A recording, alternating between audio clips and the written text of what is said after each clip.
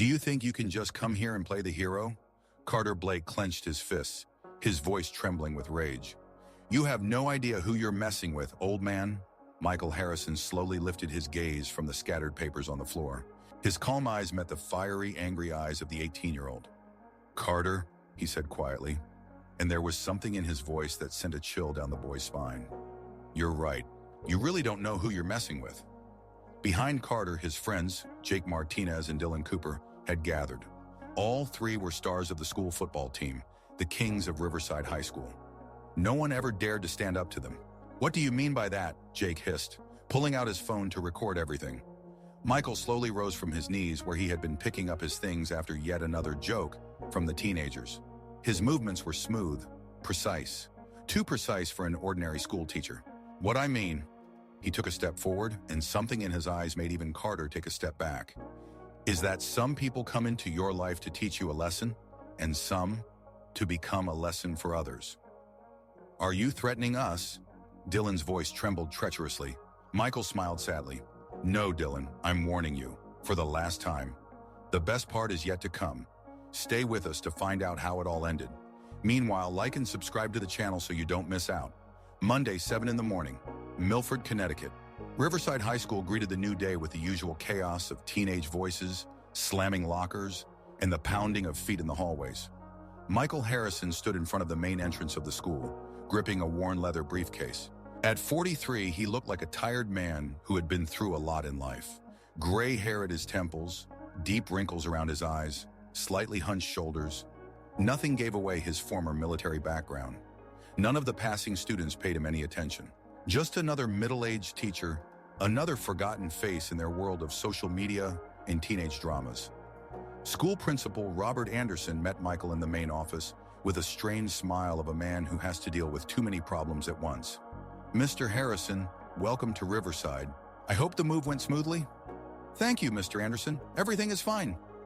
Michael shook the offered hand, noting the nervous twitch of the principal's eyelid. Good. I must warn you about some peculiarities of our students. Anderson cleared his throat nervously, especially about some 12th graders. Carter Blake, Jake Martinez, Dylan Cooper. How should I put it? Troublesome? Michael clarified calmly.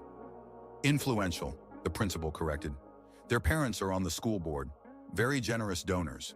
You understand what I mean? Michael nodded. He understood better than Anderson could possibly imagine. The previous English teacher, Mr. Collins, unfortunately could not find common ground with these boys. I hope you will fare better.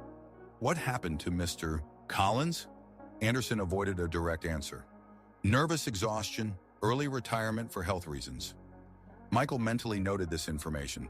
In his 20 years as an educator, he had encountered many similar cases. Room 237 was located in the far wing of the school.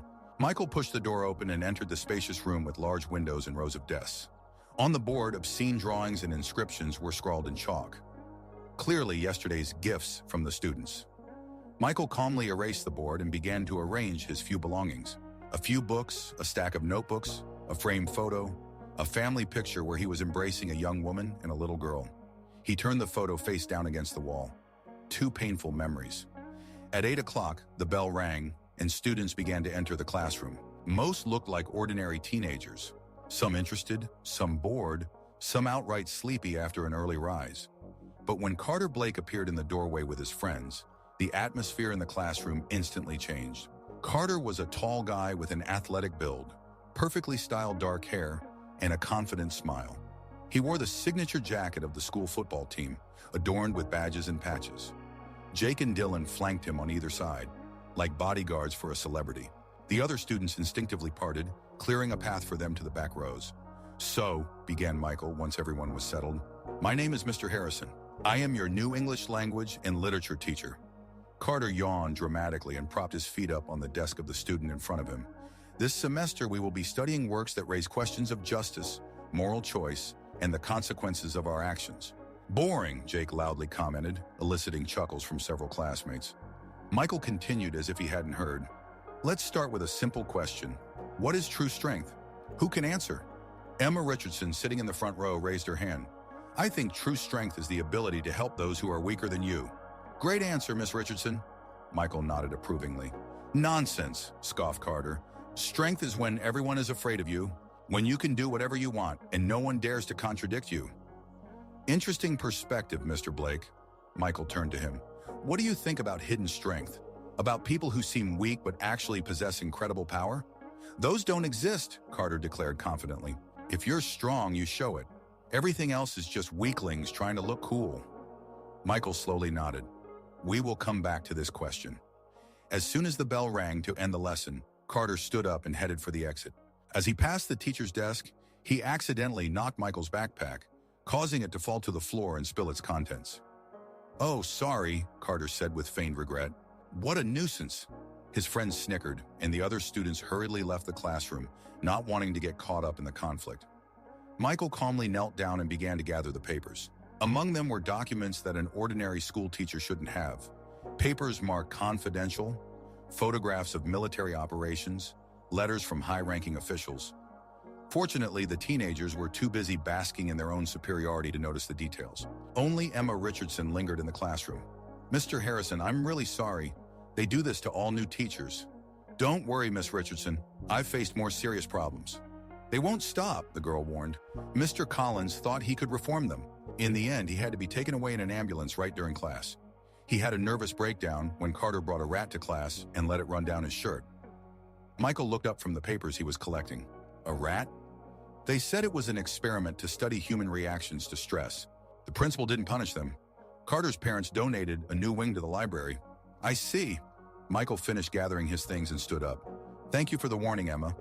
Just be careful, okay? They can go very far. After the girl left, Michael was alone in the empty classroom. He walked to the window and looked down at the schoolyard.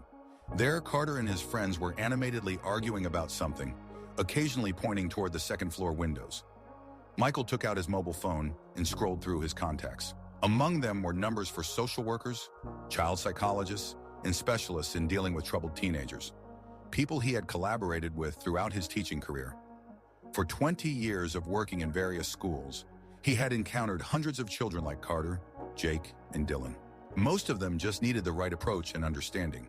But some went too far, like his own daughter. Michael involuntarily touched the photograph on the table. Emily was only 14 when a group of high school students pushed her to the point that he still couldn't think about it without pain. After that tragedy, he dedicated his life to ensuring that it would never happen again. He studied adolescent psychology, methods for working with aggressive children, and became an expert in school bullying. And now he saw all the signs of an impending disaster. The afternoon brought new challenges. During lunch break, Michael headed to the teacher's lounge to eat. But when he opened his food container, a nauseating smell wafted out. Someone had added a dead mouse to his salad. Problems, Mr. Harrison? He heard a familiar voice behind him. Michael turned around. Carter stood in the doorway with an innocent expression on his face. No problems, Mr. Blake. Just checking the quality of school food. Yeah, sometimes it comes with surprises. Carter smirked. By the way, I heard you were military? Or a former military. Where did you hear that? Oh, so it's true? Carter's eyes lit up with a hunter's excitement. Interesting. Which wars did you participate in? Iraq? Afghanistan? Michael closed the container with the spoiled food. I teach English, Mr. Blake. My past has nothing to do with literature lessons. But it has to do with why you're here, right? Carter stepped closer. You know what I think? I think you're one of those losers who couldn't find themselves in the real world and came to teach kids. A typical story for weaklings. Maybe you're right, Michael calmly agreed. Carter expected aggression, anger, an attempt to assert authority. But such a reaction confused him. Although, Michael continued, heading for the exit, the most dangerous people often look just like losers. Remember that.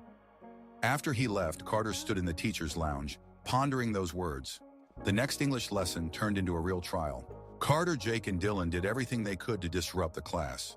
They threw paper, imitated animal sounds, fell off their chairs, pretending to faint.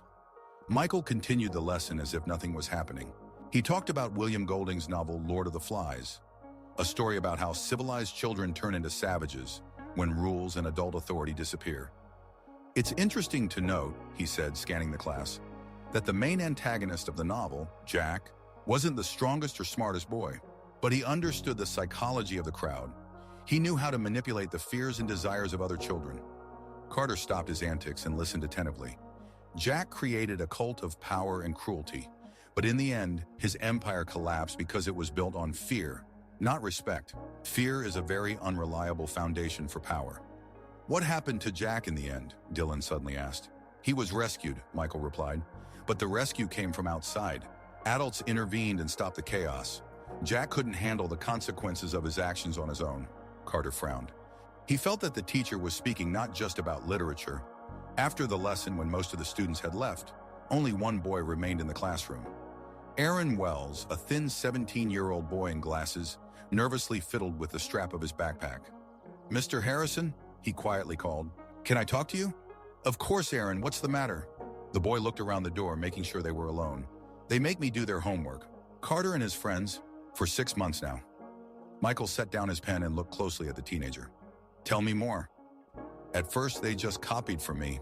Then they started demanding that I do their work completely. They said that if I refused..." Aaron fell silent. "What did they say?" "That they will publish online the photos they took in the locker room after gym class. Compromising photos." The boy's voice trembled with shame. "And they also took my phone and found personal messages with one guy. We're just friends, but they are blackmailing you." "Yes, and not just me. I know a few other people they are doing this too, but no one dares to complain." Michael nodded silently, processing the information. "Mr. Harrison, I'm not asking you to intervene. Just, if they ask you to change their grades or something like that, please don't agree. I don't want another teacher to suffer because of me." "Aaron," Michael leaned forward, "do you know what blackmail is? It's when someone forces you to do something by threatening to expose you." "Correct. And do you know that blackmail is a serious crime? And that people who engage in it usually don't stop at one victim?" Aaron nodded. "I understand. But what can I do? My dad works for Carter's dad. If this comes out..." "Your dad works for Richard Blake?" "Yes. He's the chief accountant at his construction company. If Mr. Blake wants, he can fire my dad at any moment." Michael stood up and walked to the window. Outside, it was already starting to get dark. The short winter day was coming to an end. "Aaron, you know what I'm going to tell you? Sometimes the only way to stop a predator is to show them that you can be dangerous too." "But I'm not dangerous. I wouldn't hurt a fly." Michael turned to him with a mysterious smile. "And I don't need you to be dangerous. It's enough that I will be." Aaron blinked in confusion. "What do you mean?" "Nothing for now, just trust me, okay? And remember, blackmailers are afraid of only one thing." "What?" "That their secrets will also become public." That evening, Michael sat in his rented apartment near the school, studying files on his laptop. The screen displayed detailed dossiers on all 3 teenagers, the result of the work of people who knew how to find information about anyone. Carter Blake, 18 years old, son of the owner of the largest construction company in the state, captain of the football team, excellent grades thanks to bribed teachers, and homework done by others. In his free time, he sells drugs among classmates. 2 undisclosed incidents involving driving under the influence. Jake Martinez, 17 years old, adopted son of Judge Martinez. Issues with aggression, under the care of a psychiatrist. Suspected in several cases of animal cruelty, but charges were dropped due to the influence of his adoptive father. Dylan Cooper, 18 years old. Mother is a state congresswoman.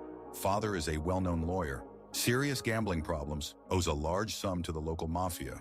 Parents are unaware of his debts. Each had their weakness. Each had secrets that could ruin their lives. Michael's phone rang. "Harrison here." "How's school?"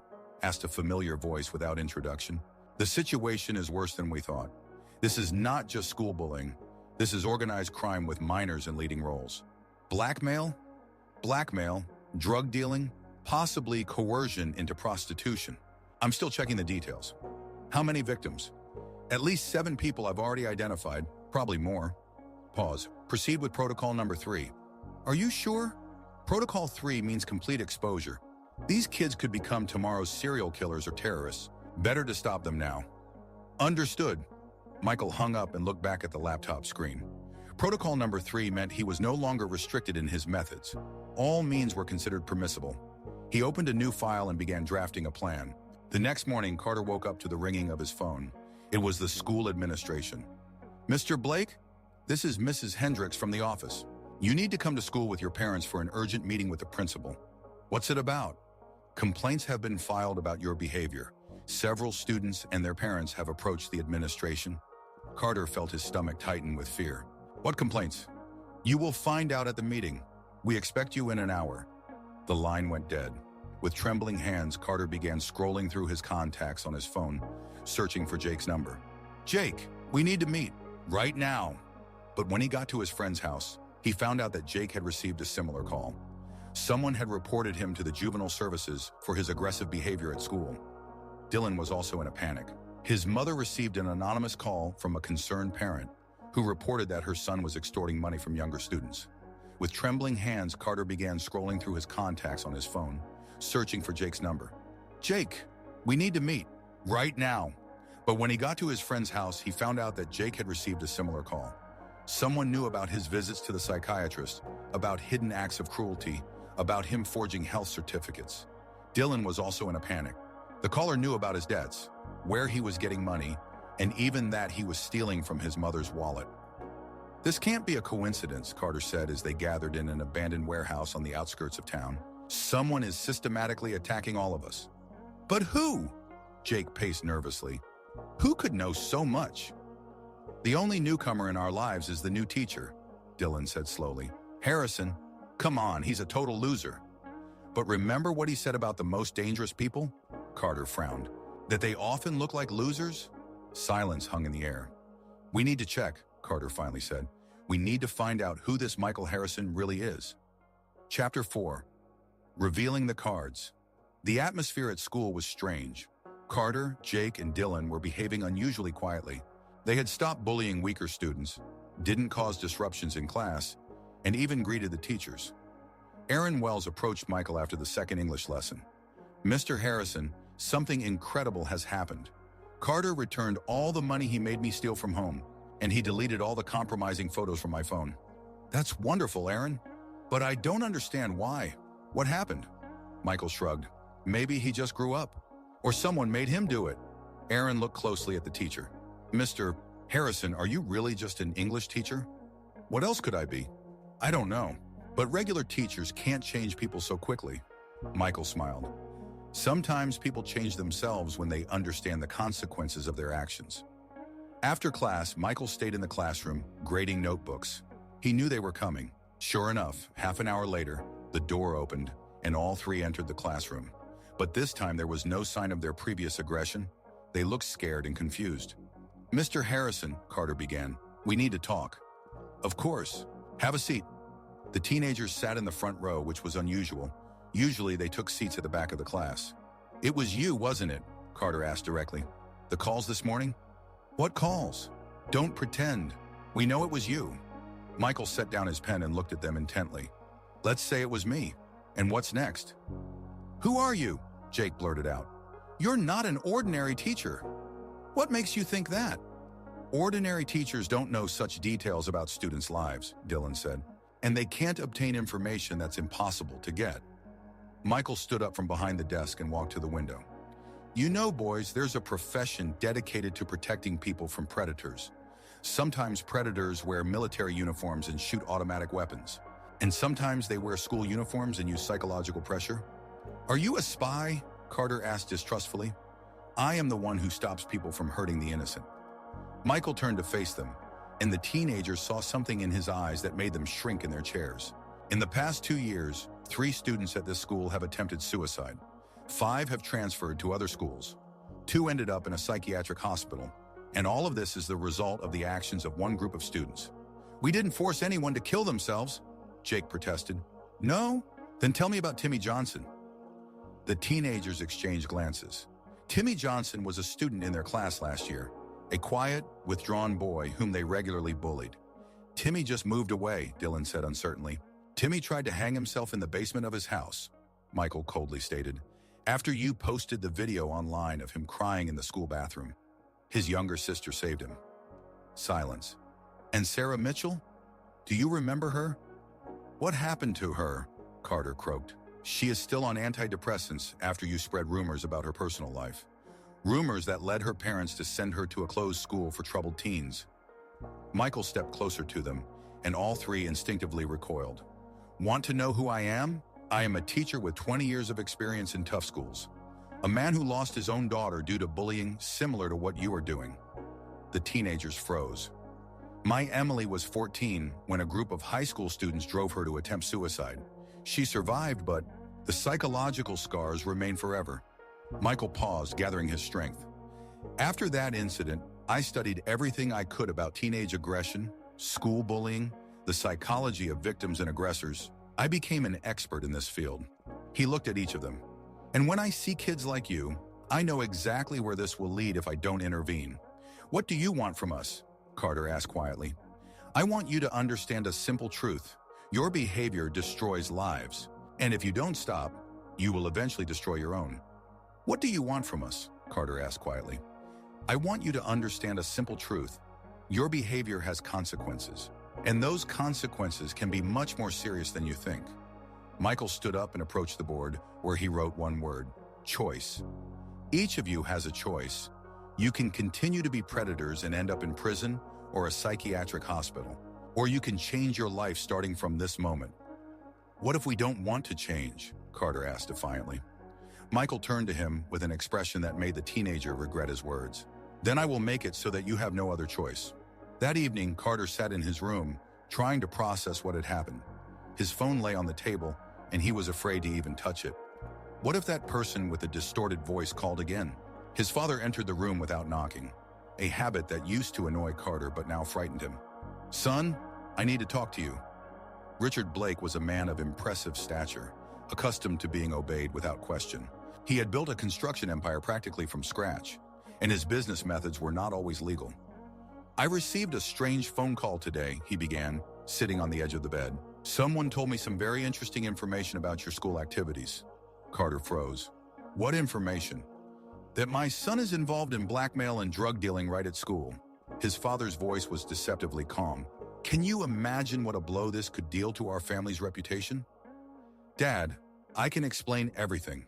Explain? Richard stood up. You think I'm a fool? Do you think I don't know what you're spending the money I give you for pocket expenses on? Carter realized he had walked into a trap. Whoever had called that morning clearly wasn't limited to just him. But you know what's most interesting? This person didn't demand money, didn't blackmail me. He just gave advice. What advice? You'd better focus on raising your son before it's too late. Richard stepped closer. And you know what? He's right. The punch hit Carter in the face before he could understand what was happening. He fell to the floor, pressing his hand to his burning cheek. You've shamed the family, you bastard, Richard growled. Did you think Daddy would always protect you? That my money would solve all your problems? Richard grabbed his son by the shirt and lifted him to his feet. Starting tomorrow, you will work on the construction site, after school, on weekends, during breaks. You'll carry bags of cement until you understand the value of money and hard work. But Dad, no buts. And you will go to each person you've hurt tomorrow and apologize, publicly, in front of witnesses. Carter stared at his father with wide eyes. He was used to Richard always covering for his misdeeds, always being on his side against the world. You don't understand, do you? Richard smirked. You think this is unfair? Do you know what the person who called me promised to do if you don't change? Carter remained silent. He said that if you're not a different person in a week, all your secrets will become public knowledge. And then my money and connections won't help you. Then you'll go to juvenile detention, and after that, to adult prison. Richard headed for the door but stopped at the threshold. And you know what's the scariest part?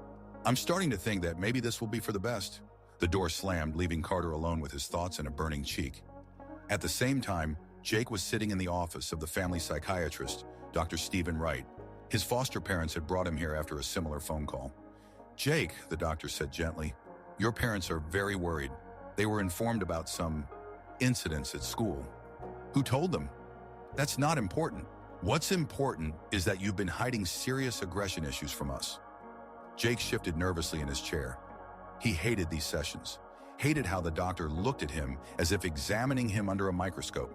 I was told about the cat, the doctor continued. Jake paled. What cat? The one you tortured in the garage last summer. The neighbors saw. I didn't. Jake, lying will only make things worse. I have photographs. The doctor opened a folder and showed pictures that made the teenager turn away. Do you know what this is called in psychiatry? Sadism. And if it's not treated, it progresses. First animals, then people. I don't want to kill anyone, but you want to cause pain. Admit it, at least to yourself. Jake remained silent, clenching his fists. Your foster parents want to place you in a specialized facility for teenagers with behavioral problems, the doctor said, and I think that's the right decision. No, Jake shouted. Not that. There are real psychos in there. And how are you any better than them? The doctor asked calmly. Meanwhile, Dylan was sitting at home at the kitchen table across from his parents. His mother, Congresswoman Elizabeth Cooper, looked as if she had aged 10 years in one day. $80,000, she repeated. You owe $80,000 to people who kill for lesser amounts. His father, Attorney Robert Cooper, silently studied the documents they had received. It says here that you took money from my purse, his mother continued. From Dad's, from Grandma's pension, even from the homeless assistance fund that I manage. Mom, I can pay it all back. With what? His father exploded. You have no job. You have no skills. You can't even study properly in school without outside help. Dylan lowered his head. He knew his parents were right. You know what hurts me the most? His mother said quietly. It's not that you stole. It's not that you played. And the fact that you made other kids suffer to cover your debts. She pulled out photographs from her purse. These are pictures of the children that you and your friends drove to a nervous breakdown. Look at them. Dylan reluctantly raised his eyes. The photographs showed children with empty, dull eyes. Children who looked much older than their years. This girl is 14, the mother pointed to one of the photographs. 14, and she has already tried to take her own life twice. I didn't know. You didn't want to know, shouted the father. You didn't care about anyone but yourself. Robert stood up and began to pace the kitchen. Tomorrow morning, you are going to the police and confessing everything. To blackmail, to extortion, to everything. But then they'll arrest me. And they should. Elizabeth also stood up. Maybe prison is the only place where you'll finally understand that your actions have consequences. Mom, please, no! The mother's voice was as cold as ice. I have fought for justice my whole life, and I will not allow my own son to turn that fight into a farce. She headed for the kitchen exit but stopped at the door. And tomorrow you are also going to a psychiatrist, because normal people do not take pleasure in the suffering of others. The next morning, all three teenagers arrived at school changed. Carter had a bruise under his eye, Jake had red, tear-filled eyes, and Dylan had trembling hands. They gathered in an empty classroom before classes started. We're done for, Carter said quietly. Our parents know everything. Mine want to send me to a mental hospital, Jake added. And mine want to send me to prison, Dylan whispered. Silence fell. What do we do now? Jake asked. I don't know, Carter honestly replied. For the first time in my life, I don't know. The door opened and Michael Harrison walked into the classroom. He looked as calm as ever, but there was something new in his eyes. Satisfaction. Good morning, boys. How was your evening? Carter looked up, and for the first time, Michael saw real fear in his eyes. You ruined our lives, the teenager croaked. No, Michael replied calmly, closing the door behind him. You ruined your own lives. I just showed everyone the truth. Jake jumped up. My parents want to take away my custody rights because of you. Because you tortured animals and bullied weaker kids. Michael corrected him. Your parents just found out who they were really raising. Dylan quietly cried, burying his face in his hands. Mom said I am dead to her, that she no longer has a son. Michael stepped closer. And you know what? She's right. The person you were should die, so that someone new can be born. You're insane, Carter shouted, standing up. You're a sick bastard who takes pleasure in other people's pain. Michael stopped 2 steps away from him. Want to know who takes pleasure in other people's pain? Look in the mirror. I'm not like that. No? Michael pulled out his phone and played a video. Then explain this to me. The screen showed a video recorded by a hidden camera. Carter, Jake, and Dylan were beating a skinny boy in the school bathroom. The sound was on, and they could hear them laughing at his cries for help. Where did you get this? Jake gasped. I have recordings of everything you did over the last 2 years. Every act of bullying, every act of cruelty. Michael put the phone away. Want to know how many kids suffered at your hands? 23. 23 children whose lives you broke for fun. Dylan raised his tear-streaked face. We didn't want to. Didn't want to. Michael's voice turned icy. You didn't want to when you forced Aaron Wells to eat from the trash can? Didn't want to when you published intimate photos of Sarah Mitchell? Didn't want to when you drove Timmy Johnson to attempt suicide? Each word was like a knife stab. But you know what the scariest thing is? Michael continued. You still don't understand the scale of what you've done. You only think about yourselves, about your problems, about your pain. He looked at them. None of you thought about what your victims feel? Carter clenched his fists. Enough! I won't listen to this anymore. He rushed to the door, but Michael was quicker. His hand landed on the teenager's shoulder, and he froze, feeling the iron grip. Sit down, Michael said quietly. And there was something in his voice that made Carter comply without protest. Now listen to me carefully. Michael returned to the board and wrote one word on it. Price. Every action has a price, and it's time to pay the bills. What do you mean by that? Dylan stammered. Michael turned to them, and there was not a trace of humanity left in his eyes. I mean, your story's not over yet. What happened yesterday is just the beginning. He pulled a thick folder from his bag and placed it on the table. Michael took out several sheets of paper and laid them on the table. This is a community service agreement, a rehabilitation program for troubled teens. What kind of work? Jake asked cautiously. You will be helping at the local orphanage. Every day after school, 3 hours. Every weekend, 6 hours. For 4 months. And what if we refuse? Dylan tried to bluff. Michael calmly took out his phone. Then I will call the parents of every child you bullied. I will tell them the details of what you did to their children. And then those parents will go to the police with statements. He showed them a contact list. I have the numbers of 32 families, 32 children who have become your victims over the past 2 years. The teenagers turned pale. Blackmail of minors, extortion, coercion to steal, psychological abuse. All of this carries criminal liability, even for minors. Michael handed each of them a pen. Choose 4 months of community service or years in a juvenile detention center. He showed them one of the photos, Carter handing a bag of drugs to a younger student. Can you imagine the headlines? Son of a local magnate sells drugs at school. Adopted son of a judge, sadist and animal killer. Daughter of a congressman raised an extortionist and blackmailer. The teenagers turned even paler. Your parents will lose their jobs. Your families will become outcasts. And you will spend the next few years in a juvenile detention center. Carter grabbed the pen with a trembling hand. You bastard. Maybe, Michael agreed, but I'm a bastard who protects the innocent from people like you. One by one, the teenagers signed the documents. Great, Michael gathered the papers. Tomorrow at 4 in the afternoon, you will report to the Hope Orphanage on Main Street. Mrs. Garcia, the director, will be waiting for you. She will explain your duties. And what will we do there? Jake asked grimly. You will learn what it feels like to be defenseless.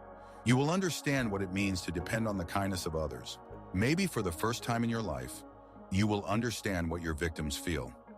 Michael headed for the exit but stopped at the door. And remember, I will be watching your every move. The slightest violation, the slightest attempt to slip away, and the agreement will be voided. After he left, the 3 teenagers sat in deafening silence. What have we done? Dylan finally whispered. No one answered. They didn't know themselves. The Hope Orphanage was located in an old building on the outskirts of town. The paint was peeling, the windows were taped up, and the roof was leaking. This place was meant for children that no one wanted. Orphans, relinquished children, victims of domestic violence. Carter, Jake, and Dylan stood in front of the entrance, hesitating to go in. What if we run away? Jake suggested. Where to? Carter scoffed bitterly. He'll find us anywhere. The door opened, and an elderly Latina woman in a simple dress stepped out. It was Mrs. Garcia, the director of the orphanage. Are you 3 from school? She asked with a slight accent. The teenagers nodded. Come in. We have a lot of work to do. Inside, the orphanage looked even worse. Cracked walls, old furniture, the smell of dampness and something sour. In the corridors, children of various ages were running around, from toddlers to teenagers. They all looked tired, sad, and lost. There are 43 children living here, Mrs. Garcia explained. We have only 4 staff members. We really need the help of volunteers. She led them through the rooms. Each room had 6 to 8 beds, placed almost side by side. The children had almost no personal belongings, only the bare essentials. This is Maria, the director introduced an 8-year-old girl with big sad eyes. Her mother died of an overdose. She doesn't know her father. The girl pressed herself against the wall in fear, looking at the strangers. And this is James. She pointed to a 12-year-old boy with a scar on his face. He was beaten by his stepfather. His arm was broken in 3 places. Jake turned away. He couldn't look at the scar. Your task is to help the children with their homework, feed them, play with them, read them bedtime stories. In general, to be the older brothers they never had. She stopped in front of the teenager's room. But remember, these children have seen things no child should ever see. They do not trust adults. It will be hard for them to accept you. The door to the room was slightly ajar, and quiet voices could be heard from inside. Carter peeked in and saw a group of teenagers sitting on the floor in a circle. They were whispering to each other, occasionally casting wary glances toward the door. "What are they doing?" he asked. "Sharing their stories," Mrs. Garcia replied quietly. "It helps them cope with their trauma." One of the teenagers, a 16-year-old boy with a shaved head and tattoos on his arms, looked up and stared directly at Carter. "Hey, newcomers," he shouted. "Come on in, don't be shy." Carter, Jake, and Dylan entered the room hesitantly. The other teenagers studied them with curiosity and distrust. "I'm Marcus," the tattooed boy introduced himself. "And this is our merry band of misfits." He pointed to the others. A slender girl with short black hair, an Asian boy with frightened eyes, and a red-haired girl who looked about 14. "So, tell us what brought you to our paradise?" Carter, Jake, and Dylan exchanged glances. How could they explain to these kids that they were here as punishment? "We are volunteers," Carter finally said. Marcus burst out laughing. "Volunteers? Seriously? I thought you escaped from a juvenile detention center." "Why do you think that?" Jake tensed up.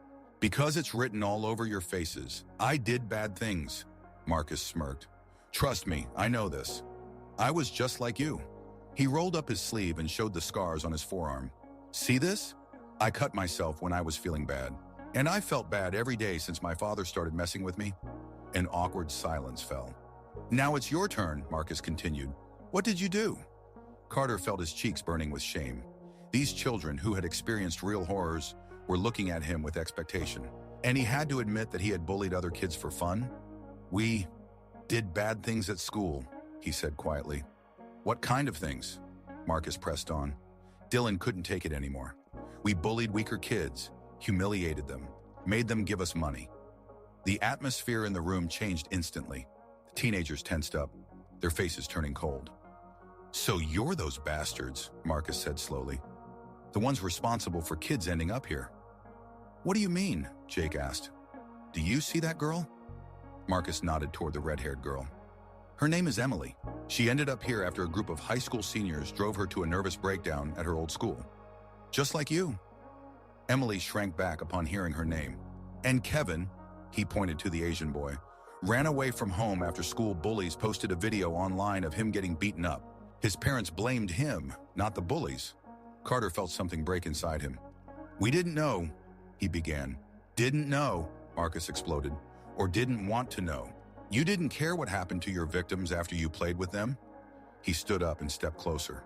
"Do you know what is the most terrifying thing for a child who is being bullied? It's not the pain itself.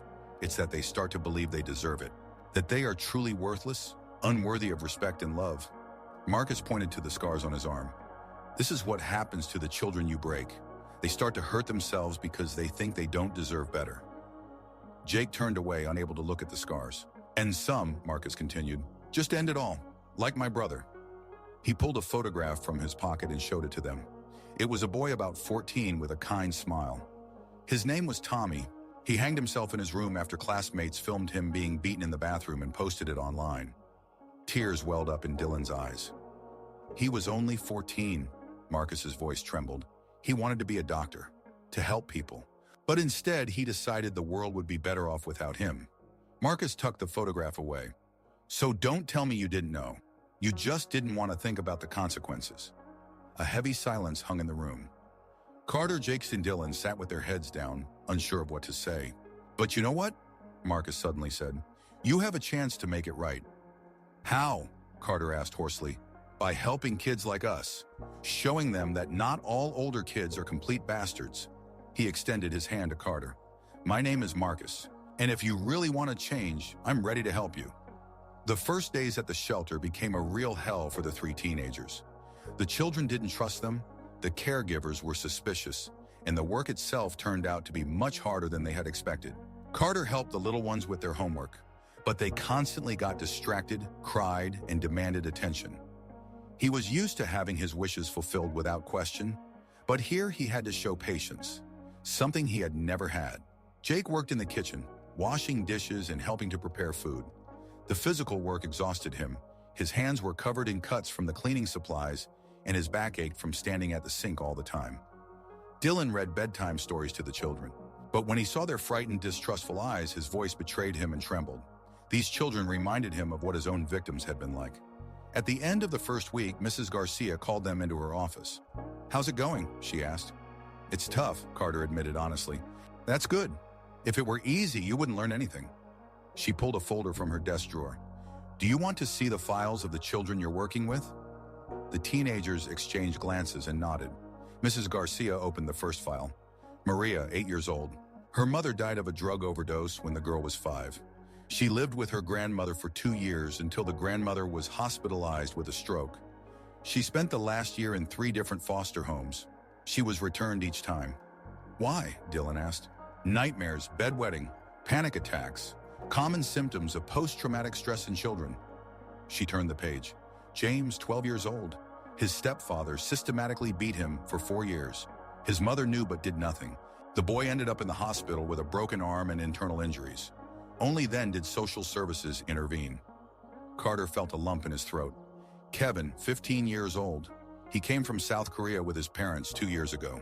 He was constantly bullied at school because of his accent and appearance.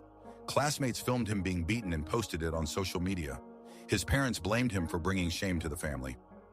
Jake clenched his fists. He recognized his own actions in this story. Emily, 14 years old.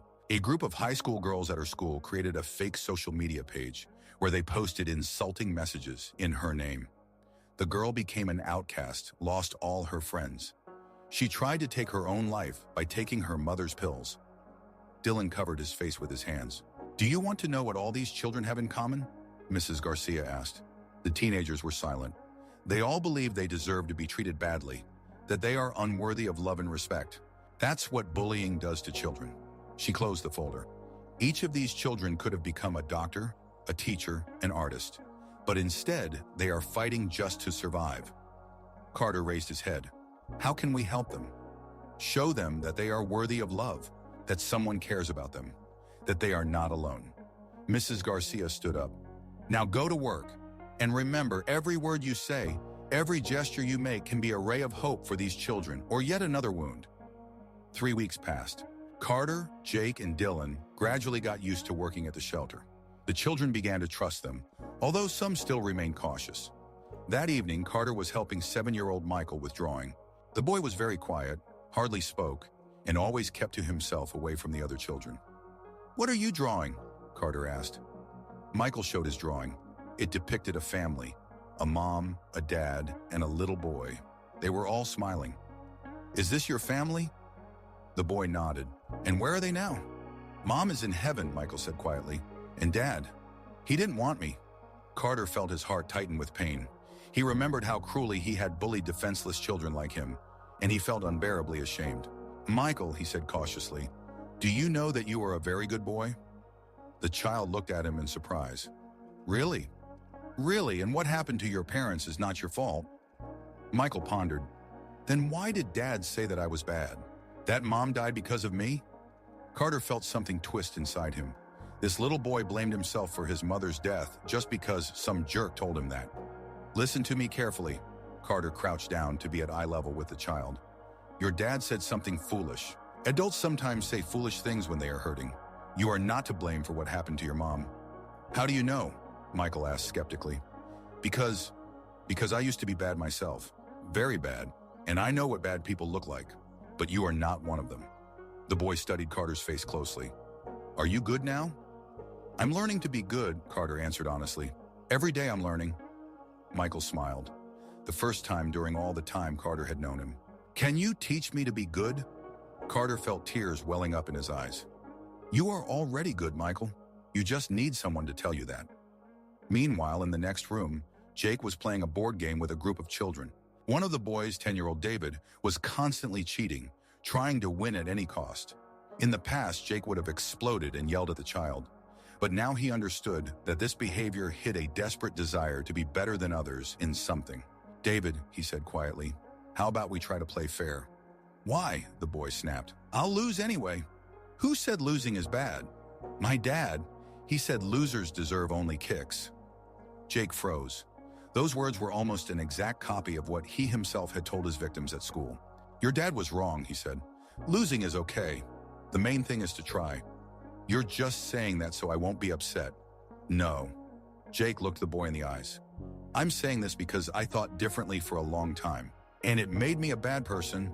David blinked in surprise. You're bad? I was bad, very bad. I hurt children who were weaker than me. Why? Because I thought it made me strong, but in reality, it made me pathetic. Jake leaned back in his chair. You know what I realized? True strength is protecting the weak, not hurting them. David thoughtfully nodded and removed the extra tokens he had secretly added to his game board. Meanwhile, in the children's bedroom, Dylan was reading a fairy tale to a group of little ones. Among them was Emily, the red-haired girl who had ended up in the shelter after being bullied at school. When Dylan finished reading, Emily approached him. Can you read another one? Of course. Which one do you want? Cinderella. Dylan opened the book and began reading the story of a girl who was mistreated by her sisters, but ultimately found happiness. Why were the sisters mean? Emily asked. Probably because they were hurting themselves, Dylan replied. Sometimes people do bad things not because they are bad, but because they don't know how to be good. And the girls at my school did bad things because they were hurting? Dylan felt a pang of guilt. He imagined this little girl justifying her tormentors, trying to find an explanation for their cruelty. Emily, he said softly, it doesn't matter if they are hurting or not. No one has the right to hurt you. But they said it was my fault. They were lying. Dylan crouched down next to the girl's bed. You are not to blame, never to blame. Do you understand? Emily nodded, but doubt still lingered in her eyes. How do you know? She asked. Dylan thought for a moment. He could lie, say something comforting, but this child deserved the truth. Because I used to hurt kids like you, he quietly confessed. And I know we always look for excuses for our actions. We said the victims were to blame, but that was a lie. Emily looked at him intently. Why did you do that? Because I thought it would make me important, strong. Did it? Dylan shook his head. No, it made me a pathetic coward who could only feel big by belittling the small. The girl pondered. And now you're not like that? I'm learning not to be, every day. Emily reached out and stroked his cheek. I think you're good. Dylan felt tears streaming down his cheeks. This child's forgiveness meant more to him than anything in his life. A month of working at the shelter had changed all three teenagers. They learned to see the pain in the children's eyes, to feel their fears, to understand their needs. But most importantly, they understood what it meant to be responsible for other people's lives. Carter had become particularly attached to 7-year-old Michael, a boy who hardly spoke and constantly drew the same picture. A house, a mom, and himself. Every day, Carter spent several hours with him, slowly earning his trust. Michael, he said quietly one evening, tell me about your mom. The boy looked up from his drawing. She was good. She read me stories. What happened? She got sick, really sick. Then she went to the hospital and didn't come back. Carter felt his heart tighten. This child lost his mother not due to anyone's malice, not because of cruelty, but simply because of illness. And still, he suffered. What about your dad? Michael frowned. Dad said I remind him of Mom, that it hurts him to look at me, and he sent me here. That's not fair, Carter said sincerely. What does fair mean? The boy asked with childlike innocence. Carter thought for a moment. He used to think it was fair that the strong controlled the weak, that he had the right to do whatever he wanted to others because he was more popular, richer, more influential. Fair is when no one hurts those who can't protect themselves, he said slowly. Did you hurt others before? Carter froze. How could he explain the scale of his cruelty to a 7-year-old? Yes, Michael, I hurt other kids. Why? Because I thought it would make me important, the boy pondered. Did it? No, it made me a bad person. Michael handed him his drawing. Do you want me to draw you as good? Carter felt tears welling up in his eyes. This little person, who had endured so much pain, was ready to see the good in him. Michael, do you know that you are the kindest boy of all the ones I've met? Really? Really? And anyone who doesn't appreciate you is just foolish. In the next room, Jake was working with a group of teenagers. Among them was 15-year-old Kevin, the very Korean boy Mrs. Garcia had talked about. Kevin spoke almost no English and always kept to himself. The other kids in the shelter also avoided him, not out of malice, but simply because they didn't know how to communicate with him. Jake remembered how, in his own school, he had bullied similar outsiders, kids who were different from the majority. Now, looking at Kevin, he saw all his victims. "Kevin," he approached the boy cautiously. "How are you?" The teenager looked up in fright. I not understand well." "It's okay. I will help." Jake sat down next to him and took out an English textbook. "Let's study together." Kevin glanced at him skeptically. "Why you help me?" Because I used to hurt kids like you, and now I want to make it right." Kevin studied his face closely. "You were bad? Very bad. And now? I'm learning to be good." The boy nodded. "Good, I also learn." For the next 2 weeks, they spent every evening together. Jake helped Kevin with English, and Kevin told him about Korea, his family, and how scary it was to find himself in a foreign country. "At school, kids hit me," Kevin confessed one day. "They say I shouldn't be here." Jake clenched his fists. He recognized his own actions in this story. "Kevin, that's not true. You have the right to be here. This is your home now." "But I am different. And that's good. The world would be boring if everyone were the same." Kevin smiled the first time since they met. You can be my big brother?" Jake felt something twist inside him. This boy, having gone through all the humiliation, was still ready to trust him. "Of course, Kevin, I will be your big brother." Meanwhile, Dylan had met 14-year-old Emily, a girl who had ended up in the shelter after being bullied at school. She hardly left her room, always read books, and avoided interacting with other children. "Emily," he called softly, peeking into the room. "Can I come in?" The girl nodded, not looking up from her book. "What are you reading?" "Jane Eyre. Sad book." "I like sad books," Emily said quietly. "In them, the heroines suffer, but in the end, they find happiness." Dylan sat on the edge of the bed. "Do you believe that happens in real life too?" The girl shrugged. "I don't know. So far, I've only seen suffering." "Tell me what happened at your school." Emily closed the book and was silent for a long time. Then she began to speak in a quiet, monotone voice. "They called me the ugly one. Every day, at every break. They created a group on social media called Emily the Monster. They posted my photos with captions." Dylan listened, feeling nausea rising inside him. "They secretly took pictures of me when I was eating, when I was changing for gym class, when I was crying in the bathroom. And they published them with comments like, 'Look at this fat pig,' or 'Someone should tell her the truth about her appearance.' Oh my God!" But the worst part was that even those I considered friends joined in. They were afraid that if they stood up for me, they would also become outcasts. Emily opened the book again, but she wasn't reading, just staring at the pages. "Do you know what the scariest thing about bullying is?" she asked. "What?" "It's not the bullying itself. It's that you start to believe what they say about you, that you really are ugly, that you deserve to be treated badly." Dylan felt something break inside him. He remembered all the kids he had humiliated along with Carter and Jake. Did they all feel the same way? "Emily," he said quietly, "I also participated in bullying at another school with other kids. But I did the same thing." The girl lifted her eyes. "Why?" "Because I thought it made me cool, that if I humiliated others, I would become more important myself." "And did you?" Dylan shook his head. "No. I became a pathetic coward who can only feel big by belittling the small." Emily studied his face closely. "And do you regret it now?" "Every second." "Then you're not the person you were before." "How do you know?" "Because bad people don't regret. They find excuses." 6 weeks into working at the shelter, an event occurred that changed everything for good. A new child was brought to the shelter, a 13-year-old boy named Lucas. When Carter saw him, he nearly fell over in shock. Lucas was almost an exact copy of Aaron Wells, the very boy they had bullied and tormented at school. The same skinny silhouette, the same frightened eyes behind glasses, the same manner of keeping to himself. "What happened to him?" Carter asked Mrs. Garcia. "Classic story. A group of high schoolers chose him as a target. They filmed themselves beating him up and posted it online. His parents decided it was easier to put him in a shelter than to fight the system. Carter felt panic rising inside him. This boy was a living reminder of his crimes. Lucas sat in the corner of the cafeteria, poking his fork at his food but not eating. He was surrounded by an aura of absolute despair. "Hi," Carter cautiously approached him. "My name is Carter." The boy looked up.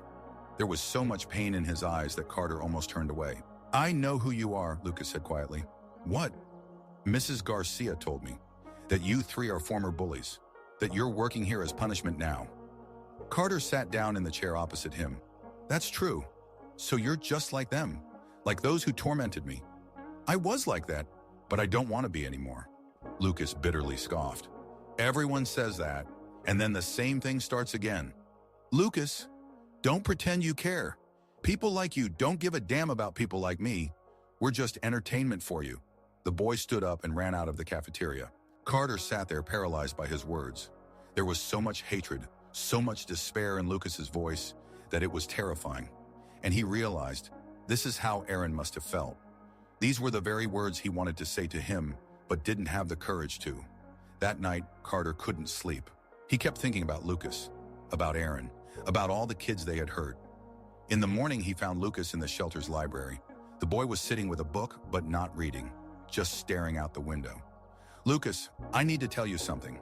"I don't want to listen." "Please, it's important." Lucas reluctantly turned to him. "There was a boy at my school. His name was Aaron Wells. He was very much like you. Quiet, smart, kind." Carter paused. "My friends and I turned his life into hell. We made him do our homework, steal money from his parents, endure humiliation. We blackmailed him with compromising photos." Lucas listened, not taking his eyes off Carter. "Aaron tried to ask for help several times, but we convinced him that no one would believe him, that the system was on our side, that resisting would only make his situation worse."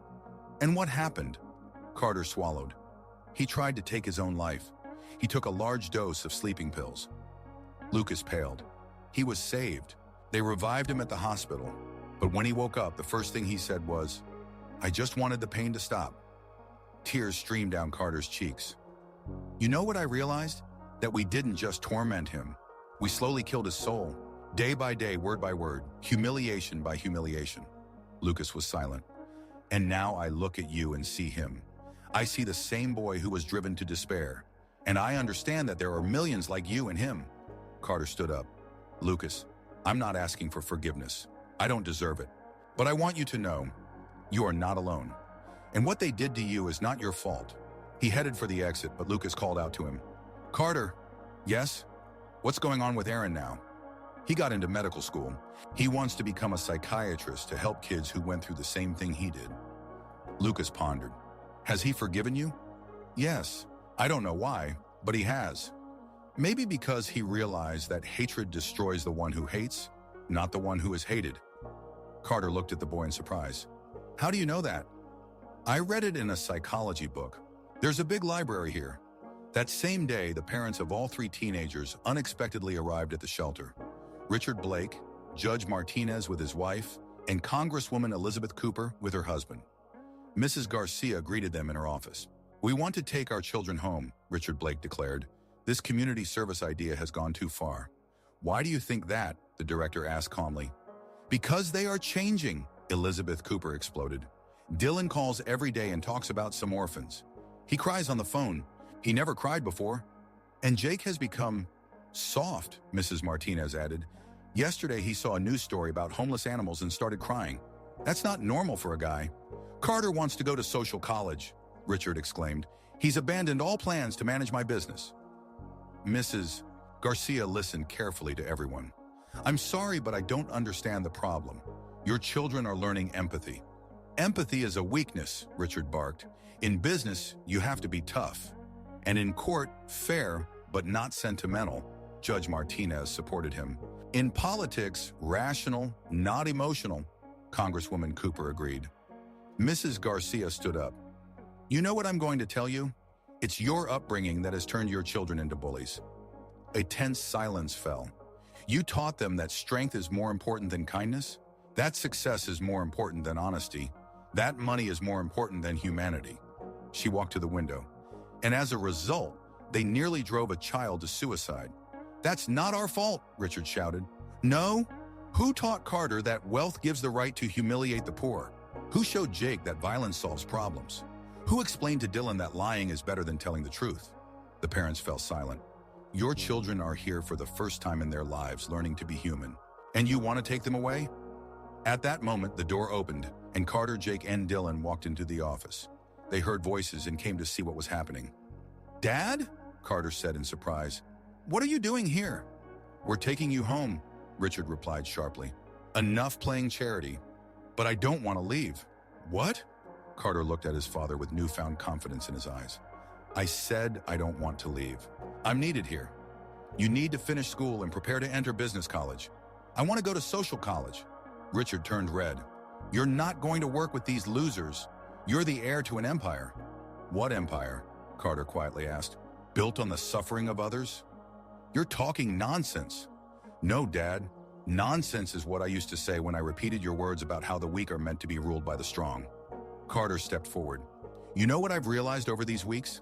True strength lies in protecting the weak, not in humiliating them. Richard raised his hand to hit his son, but Carter didn't flinch.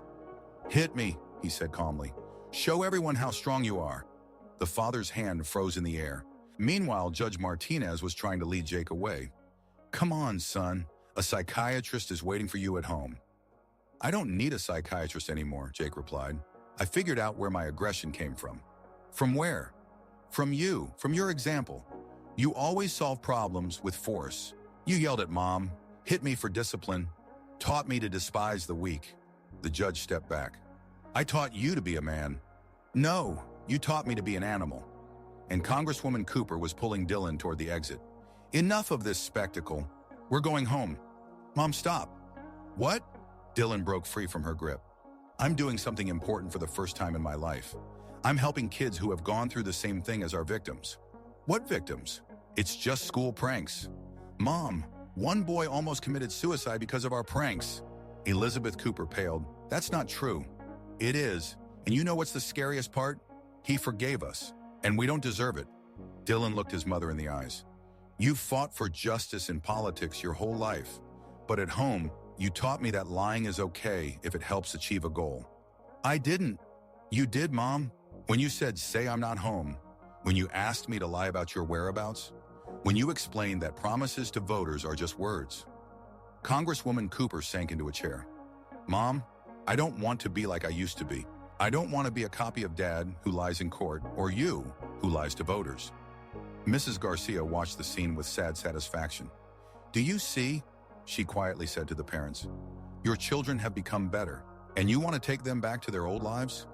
On the last day of their voluntary work, Mrs. Garcia gathered all three in her office. How do you feel? She asked.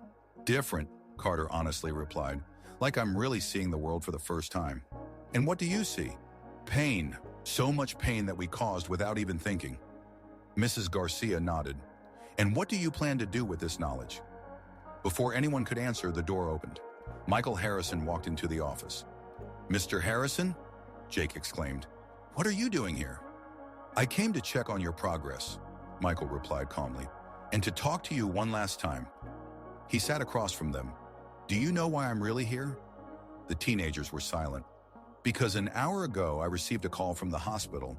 Aaron Wells is in intensive care. Blood ran cold in their veins. What happened? Dylan whispered. Overdose on sleeping pills. A suicide attempt. Carter felt the world crashing down around him. He left a note, Michael continued. Do you want to know what it says? No one answered. I can't take it anymore. Every day is torture. Carter Blake and his friends broke me. But even now, when they supposedly changed, I can't forget. The scars on my soul don't heal as quickly as others would like. Jake covered his face with his hands. Everyone says to forgive and forget. But how do you forgive those who turned your life into hell? How do you forget the humiliation, the fear, the sleepless nights? Michael paused, letting the words sink in. Maybe they really have changed. Maybe now they're helping other kids. But that doesn't bring back the lost years. It doesn't erase the memories. It doesn't heal the soul. Dylan cried quietly. I'm tired of fighting the pain. Tired of waking up every morning with thoughts of what was done to me. Tired of pretending that everything is okay. Michael took out his phone. If you're reading this, it means I've made my decision. Don't blame yourselves. Just remember, words have power, and some wounds never heal. An oppressive silence hung in the air. But you know what's the most interesting part? Michael leaned forward. Aaron survived. The doctors revived him in time. All three looked up. And when he woke up, the first thing he said was, I don't want them to blame themselves. I just wanted the pain to stop. Carter lifted his head. He's alive? Alive. And you know what else? He asked me to tell you that he forgives you. Still. Tears streamed down the cheeks of all three teenagers. But Aaron's forgiveness doesn't mean that your actions didn't have consequences, Michael continued. He will be healing for a long time, psychologically, emotionally, perhaps for the rest of his life. Michael stood up. The doctors said he needs support, people who understand his pain, people who know what remorse is. What do you suggest? Carter asked hoarsely. Go see him. Talk, not to ask for forgiveness. You've already received that. And to show that he is not alone. Michael headed for the exit. Decide for yourselves. But remember, a second chance is not given to everyone, and not always. The hospital room was filled with flowers and cards. Aaron Wells lay on the bed, connected to an IV. He looked much older than his 17 years. When Carter, Jake, and Dylan entered, he slowly turned his head. Hi, he said quietly. Hi, Aaron. An awkward pause hung in the air. How are you feeling? Dylan asked. Alive, Aaron said with a sad smile. That's something. Carter stepped closer. Aaron, don't. We've already talked about this. But I have to, every time we meet. Aaron sighed. Okay, go ahead. I'm sorry, I'm really sorry for everything we did to you. For every day you were afraid to go to school. For every night you couldn't sleep. For every tear you shed because of us. Carter, let me finish. I know words won't change anything. They won't bring back the lost years. They won't erase the memories, but I want you to know, we have changed. Aaron weakly nodded. I know. I've heard about your work at the shelter. Jake moved to the window. Aaron, why did you forgive us? After everything we did? Aaron thought for a moment. Because hate was killing me from the inside. Every day, every minute, I thought about how much I hated you. And I realized I was still allowing you to destroy my life. He sat up on the bed. Forgiveness is not a gift to you. It's a gift to myself, a way to free myself from the pain. But you still tried, Dylan began. Yes, because forgiveness is a process, not a one-time decision. Sometimes the pain becomes stronger than the desire to live. Aaron looked at them. But do you know what stopped me at the last moment? The thought that my death wouldn't change anything. That there would be new victims, new bullies, new tragedies. And what did you decide? That if I want to change the world, I have to stay in it. Aaron reached for the bedside table and picked up a brochure. I applied to medical school. I want to become a child psychiatrist. To help kids like you, Carter asked. To help all kids, both victims and bullies, because both need help. He looked at them seriously. And what are you planning to do next? Carter, Jake, and Dylan exchanged glances. We'd like to create a foundation, Carter said. A foundation to help victims of school violence. And what will it be called? The Aaron Wells Foundation. Aaron raised his eyebrows in surprise. My name? If you don't mind. You have become a symbol of what it means to survive bullying and remain human. Aaron was silent for a long time, then nodded. Okay, but with one condition. What condition? The foundation will help not only victims but also bullies. Rehabilitation programs, psychological help, working with families. Why? Jake asked, surprised. Because most bullies were victims themselves at some point. The cycle of violence needs to be broken, not just punished. The auditorium of Central High School in Springfield was packed. On stage stood 4 young people who looked older than their years. My name is Aaron Wells, the first one began. 3 years ago, I ended up in the hospital after a suicide attempt due to school bullying. The hall fell completely silent. I was humiliated, blackmailed, and turned my life into a nightmare by 3 classmates. Here they stand next to me. Aaron pointed to Carter, Jake, and Dylan. Carter Blake, Jake Martinez, and Dylan Cooper. My former tormentors and now allies in the fight against bullying. A whisper of surprise passed through the audience. You might ask, how is this possible? How can a victim work alongside those who bullied him? Aaron paused. And I will answer, because revenge does not heal wounds. Only understanding, forgiveness, and working together can change the world. Carter stepped up to the microphone. 3 years ago, I was a cruel, selfish person who took pleasure in the pain of others. I thought that strength is measured by the number of people who fear you. He looked around the hall. But true strength lies in the ability to acknowledge your mistakes and change your life for the better. Jake took the microphone. I was an aggressive teenager who solved all problems with my fists. I thought violence was the norm. He shook his head. It took a year of working with orphan children to understand that violence only breeds violence, and love breeds love. Dylan approached the microphone last. I was a weak-willed person who participated in cruelty because I was afraid of being alone. His voice trembled. But loneliness is better than complicity in someone else's suffering. Aaron took the microphone again. In 3 years, our foundation has helped over 1,000 children, both victims of bullying and bullies themselves. We learned the most important thing.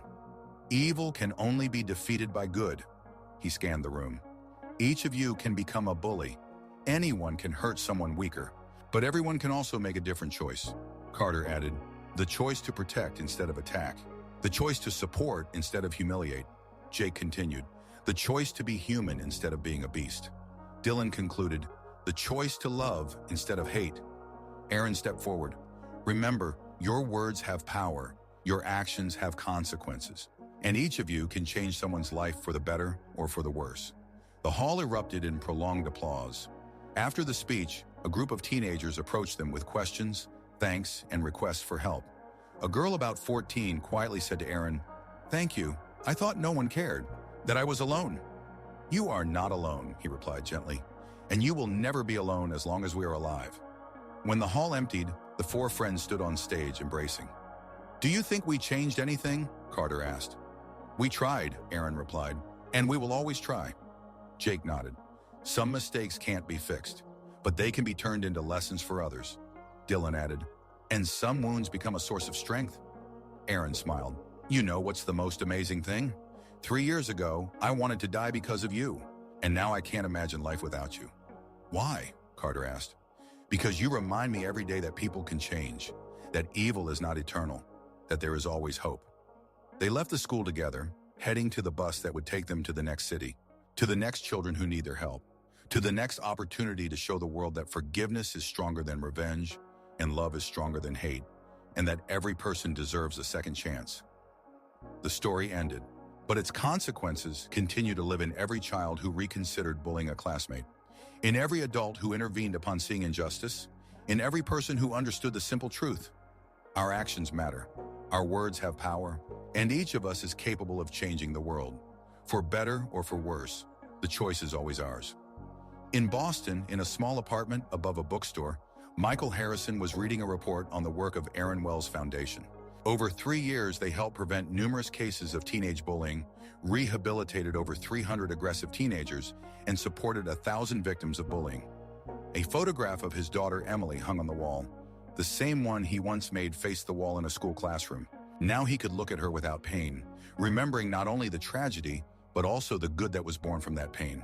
His phone rang. Michael, it's Aaron. Hi, son. How are you? Over the years, they had developed an almost fatherly relationship.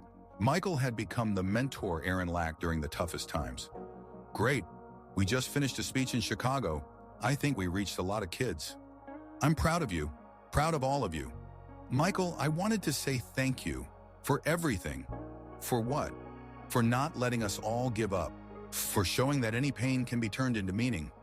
Michael smiled. You figured that out yourselves, guys. I just guided you. So where are you headed now? Michael looked at the letter lying on the table. The school principal in Texas had asked for his help. There were also issues with teenage aggression there. To Dallas. There are kids there who need help too. Will we see you again? Definitely. Keep saving the world, kids. After the conversation, Michael packed his suitcase. Inside was a worn photograph. Him with his wife and little Emily at a family picnic. The picture was taken a month before the tragedy that changed his life forever. Back then, he thought his calling was simply to teach children literature. Now he knew his mission was much deeper, to help children understand that their words and actions have consequences, that everyone can choose, to inflict pain, or to heal it. And as long as there are people like Aaron Wells, Carter Blake, Jake Martinez, and Dylan Cooper in the world, people who turn their pain into strength and their mistakes into wisdom, humanity has hope, because each of us can change, each can become better, and everyone deserves a second chance.